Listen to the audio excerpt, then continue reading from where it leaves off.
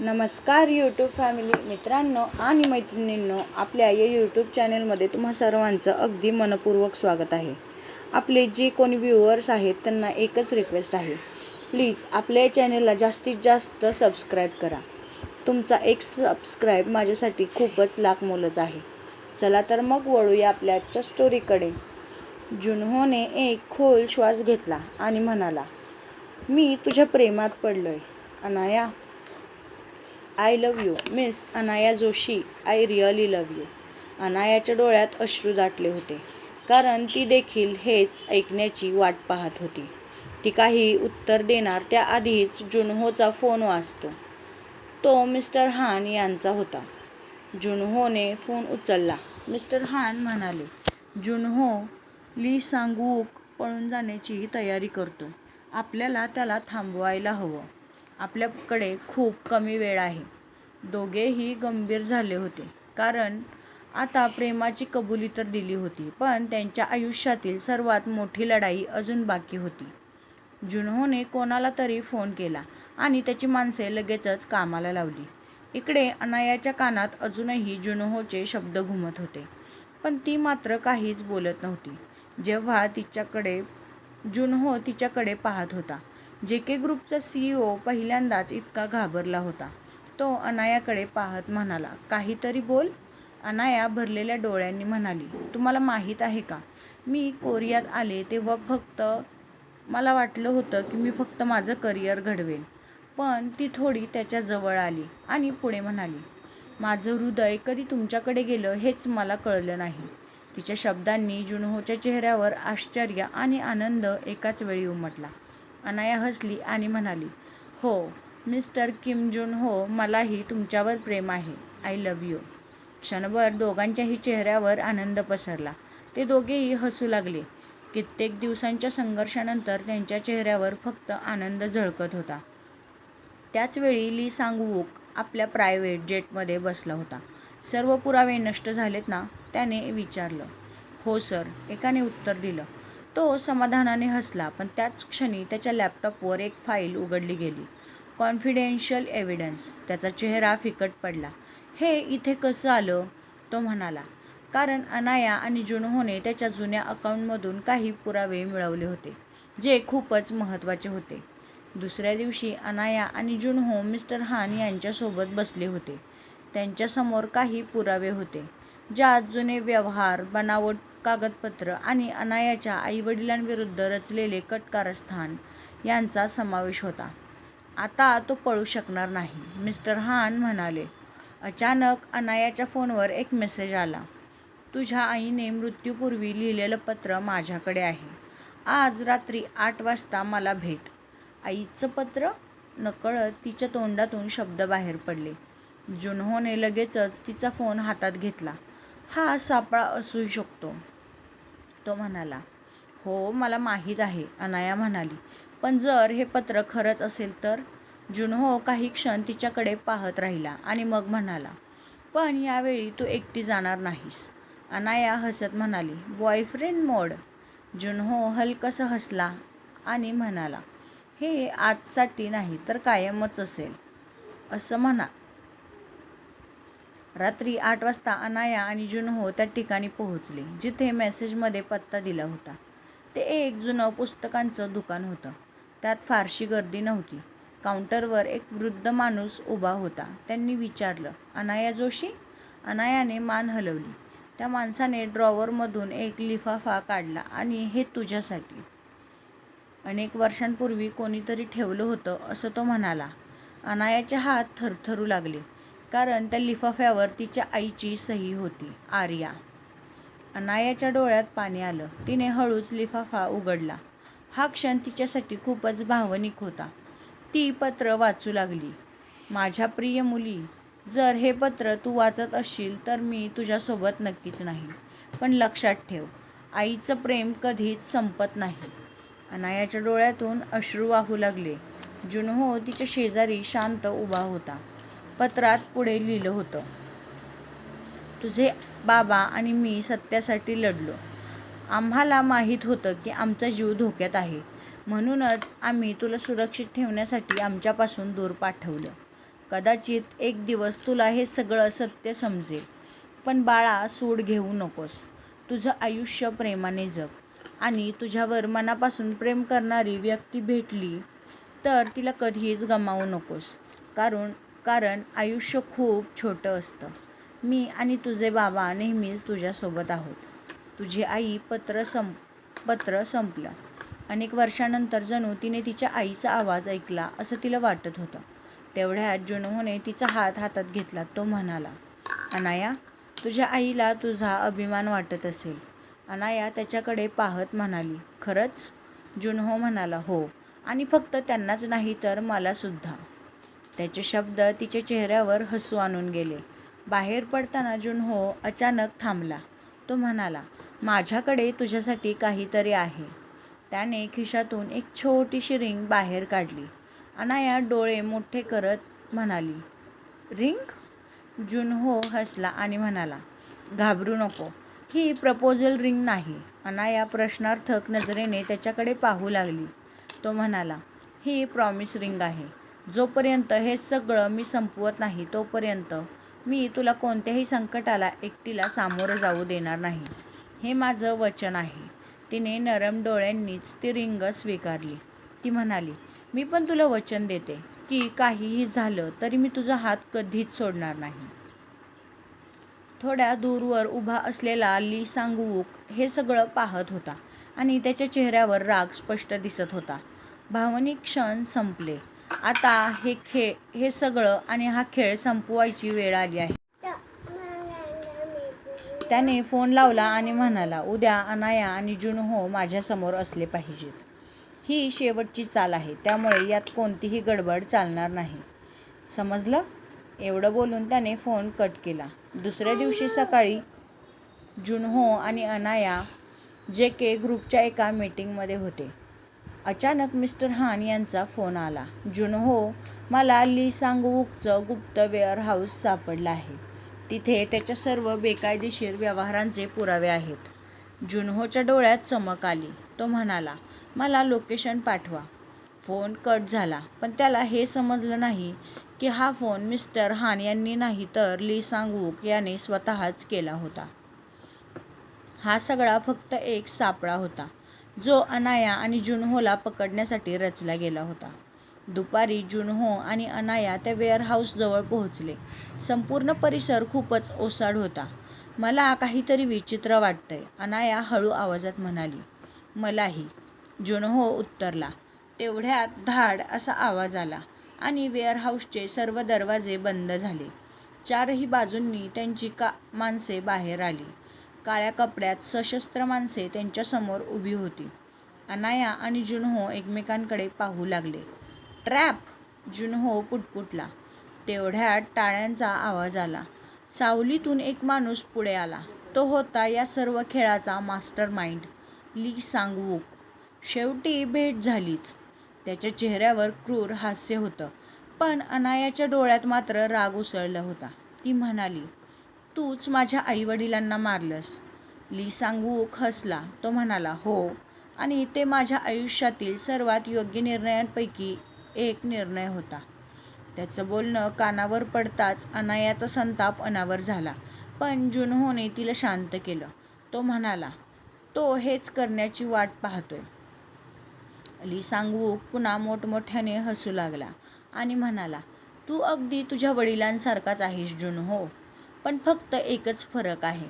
त्यांनी मला थांबवण्याचा प्रयत्न केला आणि त्याची किंमत त्यांना चुकवावी लागली. जुनहोचा चेहरा बदलला. तो म्हणाला, नक्की काय म्हणायचं आहे तुला? क्षणभर शांतता पसरली. मग ली सांग-वूक म्हणाला, तुझ्या वडिलांचा मृत्यू अपघात नव्हता. व्हॉट? अनाया आणि जुनहो एकत्रच ओरडले. ते दोघेही स्तब्ध झाले होते. तोच समोरून आवाज आला, हो, मीच त्यांना संपवलं. आता मात्र जुनहोच्या डोळ्यात संताप उसळला होता. इतक्या वर्षांपासून तो ज्या अपघाताला सत्य मानत होता तो अपघात नसून खून होता.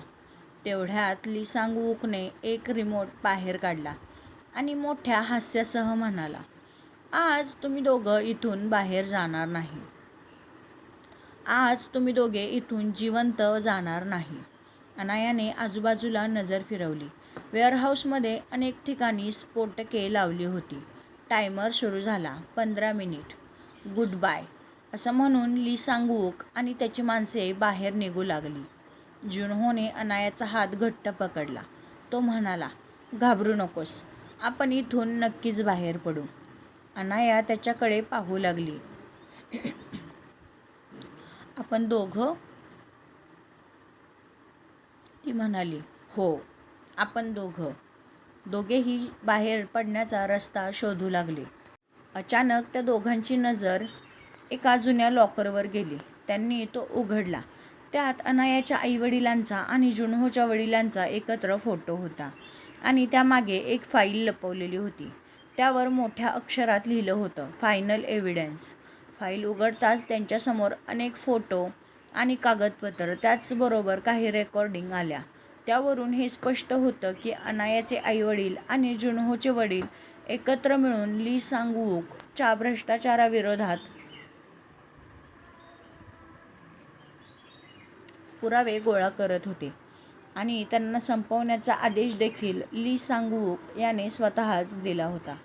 म्हणजे माझे आई-बाबा आणि तुमचे बाबा शेवटपर्यंत या सत्यासाठी लढत होते, अनाया म्हणाली. जुनहोने तिचा हात हातात घेतला आणि म्हणाला, आता त्यांचं अपूर्ण काम आपण दोघं पूर्ण करायचं. तेवढ्यात टायमर वेगाने कमी होत चालला होता. 9 मिनिट आणि 25 सेकंद. चला, लवकर चला. दोघेही बाहेर पडण्यासाठी रस्ता शोधू लागले.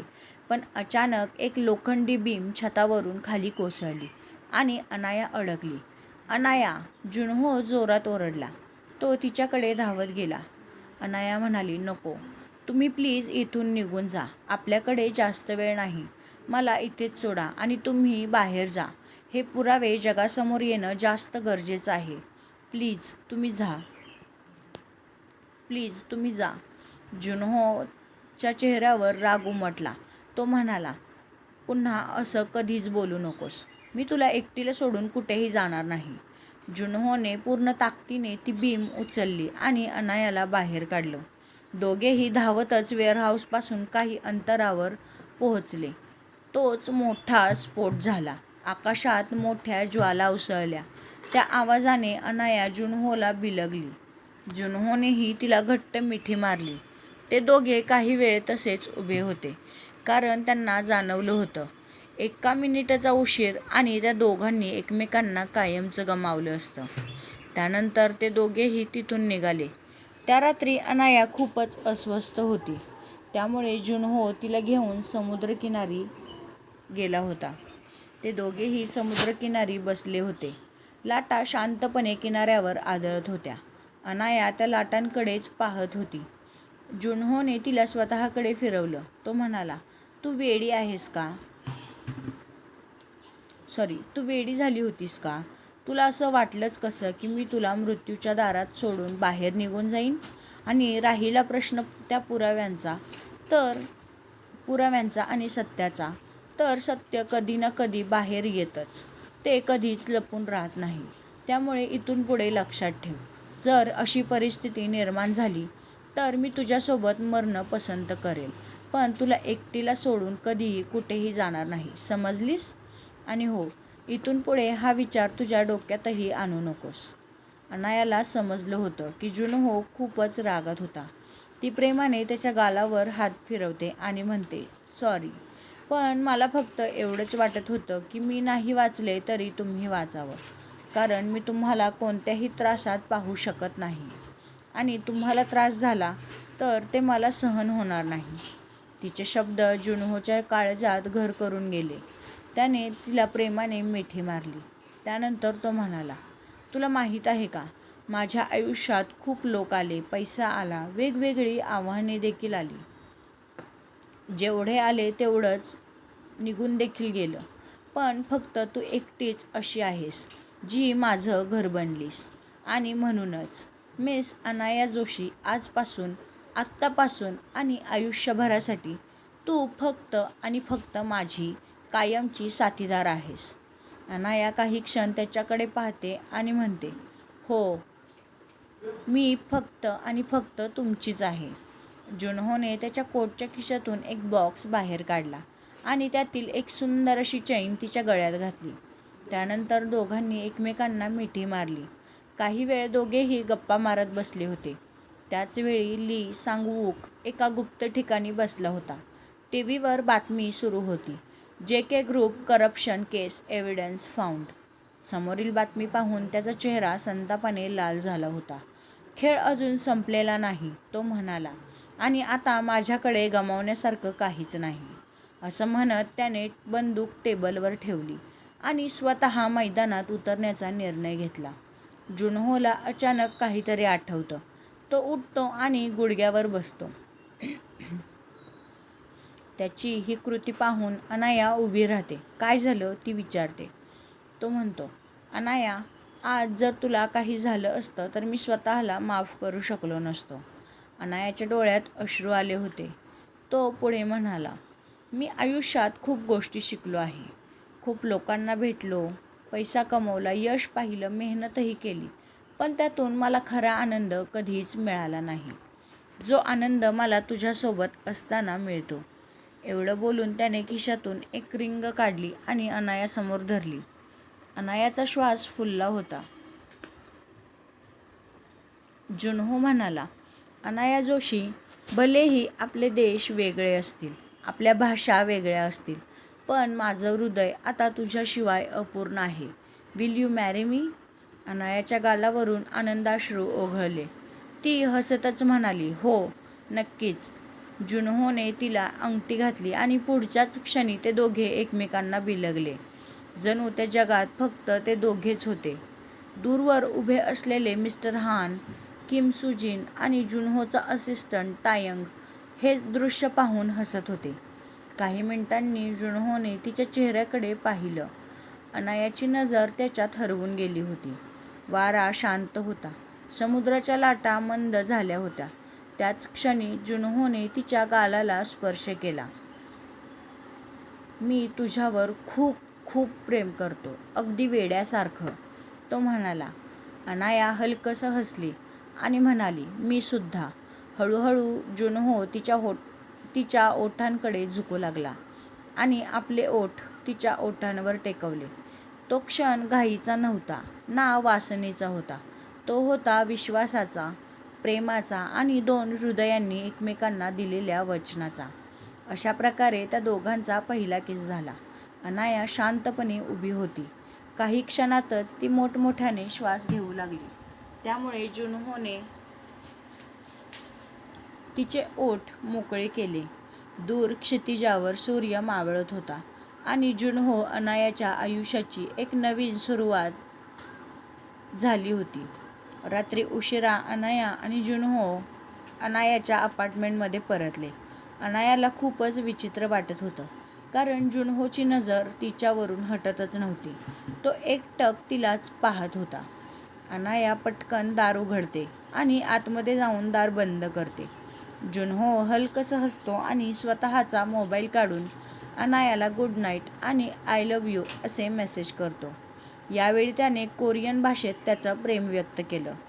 सारंगे असा मेसेज त्याने अनायाला केला होता. अनाया त्याचा मेसेज पाहून लाजते. ती आधीपासूनच लाजून लाल झाली होती आणि त्यात तो मेसेज, त्यामुळे तिचा चेहरा चांगलाच लाल झाला होता.